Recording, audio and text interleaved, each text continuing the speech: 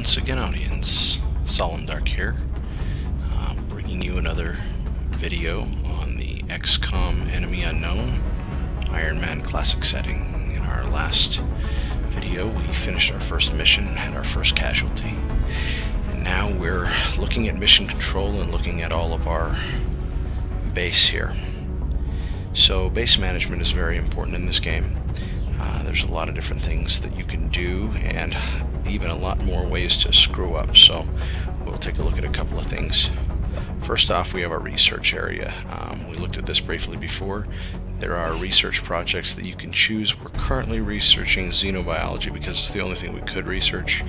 The other options at the beginning of the game are weapons fragments and alien materials. These represent two paths. Weapons fragments takes you down the alien weapons tree, which is obviously great for killing the aliens faster because you'll get laser weapons and then eventually plasma weapons. And the alien materials tree is for armor, at least primarily and initially. Alien materials, while not as appealing as weapon fragments, is actually more important in this Ironman game because the aliens are going to start hitting harder and harder and harder with each mission, and if you don't have better armor to withstand those blows that undoubtedly will come from stupid moves, dumb luck on the aliens' part, whatever, you will lose more and more soldiers, and you don't want to fall behind with your soldier you're leveling. So as soon as we have one more weapon fragment, we will start looking at alien materials, and then we'll follow up shortly after with weapon fragments. But we're currently waiting 8 days until xenobiology finishes. The nice thing about the research area is that, let's say I get one more weapon fragment, I can immediately leave off where I am with xenobiology, start alien materials, finish it, so that I can start developing the armor tech, and then come back to xenobiology whenever it's convenient with no penalty on time. You'll notice I have 5 scientists. The more scientists I have, the quicker the research will go, and I'm given more scientists as rewards for completing missions, for putting satellites over countries, and also for building laboratories. And every laboratory I build, I believe, not only gives me more scientists, but also gives me quicker research time. And so there's the research tab. Moving over to engineering with Dr. Shen, that's his name here. We have 2 options. We can build and buy items. They can engineer things for us. We looked at the med kit and the satellite before. The issue with doing a build right now is you'll notice we only have 300 credits and each satellite costs 100. The more engineers you have, the cheaper each item is. So it's actually a bad move to build a satellite right now, as we'll see. You'll see why in just a second, so we're going to hold off on that. But building facilities, this is probably one of the most key parts of base management. Always recommend at the start of a game looking at where your facilities are. So you always begin with an access lift down the center. This represents an excavated area, as does this, as does this, as does this. These are unexcavated, and you must excavate to get to them and actually build something there.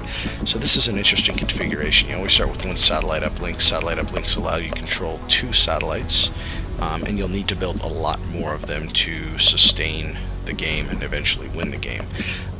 Normally, I want to put 4 satellite uplinks right here in a configuration because each one will give you 2 satellites to control, so 2, 4, 6, 8, and then you also get adjacency bonuses. The adjacency bonus is an extra satellite for each satellite uplink that is touching another one. So we'd get 1 for this, another for this, a 3rd for this, and a 4th for this. However, we have a steam vent here. Steam vents are very important because they give you access to much better power than a standard power generator. If you look, your standard power generator costs 60 credits, gives you 6 power. However, a thermo generator, while it does cost 200 credits, gives you 20 power, and you have to have power to build all your facilities. So this game is pretty much dictated that this is going to be our power block. If you notice on this, you do get an adjacency bonus of 2 power for every adjacent facility. Not nearly as important as the satellite facilities. With the satellites, there are 16 countries in this game, so you need to control 16 satellites. Been looking at a build pattern. If we built here, here, here, here, here, all of these will be uplinks, and then this will be a satellite nexus, which is the next generation of satellite facility, which will allow you to control 4 satellites instead of 2. So we'll have 2, 4, 6, 8, plus another 4 here takes us to 12, plus adjacency here for 13, 14, 15, and 16. So we'll still get our adjacency bonuses just fine. And then we can have this be our power block, with these being both thermo generators, which will provide a huge amount of power, plus probably just 2 more generators here, probably 1 standard, and if we get there, 1 Illyrium generator, which costs alien tech, but gives you, I believe, 30 power, so that's nice. So anyway, so that'll be our power block. These are our satellite blocks, leaving these 3 areas for whatever I want. Over here, we're going to start building workshops. Workshops are absolutely key because they give you more engineers. You get 5 more engineers per workshop that you have, which reduces the cost of everything you build in the game. And the workshop adjacency bonus, you actually can't see it here yet because we don't have the ability to build one yet, but as soon as we do, you'll see that it gives you a 7% base refund of all costs to build whatever you're building, either a building or an actual item that you're trying to manufacture for your soldiers, which is really nice. So we'll have a block of 4 engineer or 4 workshops for the engineers right here. These 2, I could either do 2 laboratories with adjacency bonuses for the laboratories that are less important, or I could put like an officer training school and an alien containment facility and still have plenty of extra room to expand down here. But it's good to have this plan initially, otherwise you'll find yourself building things in weird spots and going, oh, I didn't mean to do that, and yeah, it can just really be bad really quickly. So right now I don't have the ability to build another satellite uplink because I lack the 10 engineers required, which means that I have to build a workshop first, and I can't do that yet because there's a cutscene in the game that has to occur. So there's really nothing for me to build at this point. 10 credits isn't a ton. I know I'm going to need to excavate this anyway, so I'm going to go ahead and excavate that. That will take 5 days. I'll talk to you about why it's so important to build these satellites later, but until I can build another workshop, we'll save that conversation for later. You look at our barracks here. This is where our soldiers are. We can look at the soldiers, and this is helpful. The scrolling in this game is absolutely awful. You don't want to use a scroll wheel. You want to drag it down so you can make sure you can see all of your soldiers.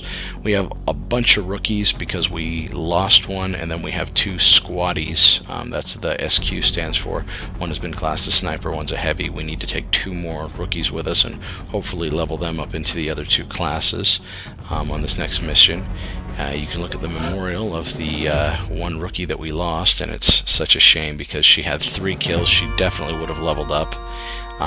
She was only on 1 mission. Shows where she was killed and the day she was killed. So, and then you can hire more soldiers, which if you're careful, you probably don't need to do too much of, especially because it can be a quick resource drain. We have plenty of soldiers here, and so that's not a huge concern. So, oh, and then finally, I'd love to show you the situation room. It won't let me yet because it's being annoying. There are critical cutscenes that you have to see first. But here's the hangar. This is often missed, and this is somewhat important if you you just need to not ignore it. So it's going to show you all of the continents. There are not continents, but all of the country groups. And so you've got North America, South America, Europe, Asia, and Africa. It's pointless to have interceptors or any ship in a region that you don't have satellite coverage in. So if I did have a satellite in any of these other areas, because you only start with 1 in the area that you start in, I don't have to do anything now, but I would immediately transfer one of these interceptors to that region. You'll see that soon. And once you have satellite coverage in every single region, you're going to want to make sure that you have at least one interceptor so that when they see alien ships, they can go shoot them down. And the tip is you want to get to... Avalanche missiles are absolutely awful. They'll get you by the first couple, 3-4 UFOs, and hopefully you won't lose your crafts when fighting them, but you want to get to laser weapons as quickly as possible. They have great range, high damage, and generally you can get by with those for quite a while until you get into the really heavy UFOs. So again, if you were to order interceptors, they have an initial cost. It's normally 40 credits with a monthly maintenance of 20, but because I am in North America and their bonus is air and sky, I believe is what it's called, it halves both the initial cost and the monthly cost, so it'll be a lot cheaper for me to order and maintain those ships, which is kind of nice. It's less of a resource drain. So anyway, at this point there's really nothing to do except for go to mission control. This shows you what is coming up in 8 days. The research for xenobiology will complete, and we're on the 1st of March. Because of the way that this game works, you want to have satellites that you can use to deploy over panicked countries by the end of the month, because what happens at the council report is if a country is in full panic, it has all of its panic sensors going, they will leave the council, drop all funding, and you lose out on a lot of things, so you want to deploy those. So I have to be mindful of this time. I've started excavation, and I did the math on this. In fact, I'll go back to the engineering tab to show you this. So in order for me to build another satellite uplink, right now I can launch one more satellite. I'd like to be able to launch a total of 4 this month. So I have the one that is over North America right now. I can control one more with a satellite uplink. I need to build another one so that I can control 2 more. So that'll be 3 more satellites, and if I could afford a 4th, I could get it because of the adjacency bonus. I don't know if I'll be able to do that or not. But anyway, that would be my goal. For that to happen, I need to be able to excavate this within 5 days. That'll put us on to the 6th of the month. Then I'll build a workshop, which takes 10 days, taking us to the 16th. Then, and only then, can I build a satellite uplink, which will take 14 days exactly, taking us to the 30th of the month.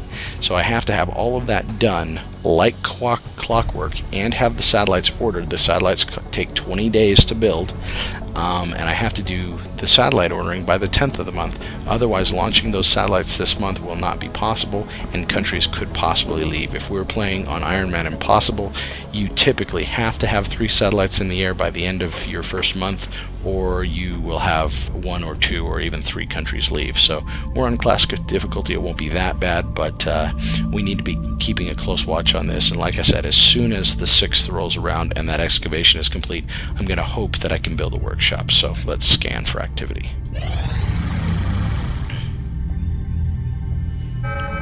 Okay, abductions. So we need to look at the abduction sites. Commander, we've picked up multiple requests for assistance. Abductions in progress are marked on the hologlobe. Okay, so every time there is an abduction, the aliens are trying to take some humans for experimentation. There are always 3 sites that it happens to concurrently. I guess the aliens are strategic and they know we can only respond to 1. So right now we could go to Mexico. Their panic level is 2 out of 5. The difficulty is moderate, and if we are successful, Mexico will send us 4 scientists. Scientists are probably the least desirable reward, so if we have any better options, we'll probably be letting the aliens run rampant in Chihuahua, Mexico. Let's look at Russia. Okay, so Russia, same panic level, moderate difficulty for engineers. Engineers are absolutely key, especially in the beginning of the game. They're as valuable as gold. So you really want to prioritize these missions if at all possible, unless another country is just absolutely losing their mind with panic. So that is looking very attractive. Let's look at Johannesburg. Okay, so interesting. 200 credits and moderate difficulty. Again, cash is king in this game. This is a difficult decision. My gut says go with the engineers, though, because there is never a point that you'll look at your engineer count and say, oh, I have enough engineers. You're always going to be building more workshops and always wanting more and more. So my gut says let's go to Russia. So we're going to take that mission and let Mexico and South Africa increase in panic. So currently they are at a panic of 2 out of 5 respectively. They're both at 2 out of 5. Because we're ignoring them, you have to make a difficult choice here. Their panic level will raise. It will typically raise by 2, I believe, in classic difficulty and 3 in impossible difficulty. So neither of these countries should leave the council this month. If in fact they choose to, though, that's why we would want to put a satellite over them, because putting a satellite over them reduces their panic by, I believe, 2, which is nice. So to Russia it is. So let's go ahead and hit confirm. And now it wants us to choose our squad mates. So obviously we want to take our 2 leveled characters plus 2 more rookies. There's really not anything spectacular to do with their loadout because we don't have much tech. We're going to be selecting frag grenades for each one of them. Just because I'm curious, I'm going to go back to the briefing, because you can, and I want to see if by any strange chance we have the ability to build any new facilities. I don't think so. Got 2 days left on that. I'm assuming that when we get back, I will probably be prompted to, or at least given the ability to build a workshop and a laboratory, at which point I'll build a laboratory here, or excuse me, a workshop here, giving me enough scientists to build the uplink here, and then queue up all of my satellites. Also, I mentioned this before. Right now I have 5 engineers. Whoops. Build by items. I have 5 engineers, and it costs 100 credits per satellite. When I get these 4 engineers as a reward, assuming that I don't fail miserably this mission that we're going to in Russia, you'll see this cost drop dramatically. I think it'll drop into the 60s, maybe the 70s, which will actually facilitate me buying more of these, which is exactly what we want. And again, it doesn't matter when you launch them, you just have to launch them before the end of the council report. So that is the goal. So anyway, it looks like there's nothing else that we can do but go out on this mission, so we're going to do that. And in an effort to keep these videos manageable, let's go ahead and end this video now, and we'll actually have the mission for Moscow, Russia in the next video. Thanks for watching. Please remember to comment, like it if you liked it, share it if you like, and subscribe to the channel for more videos. Thanks. We'll see you next time.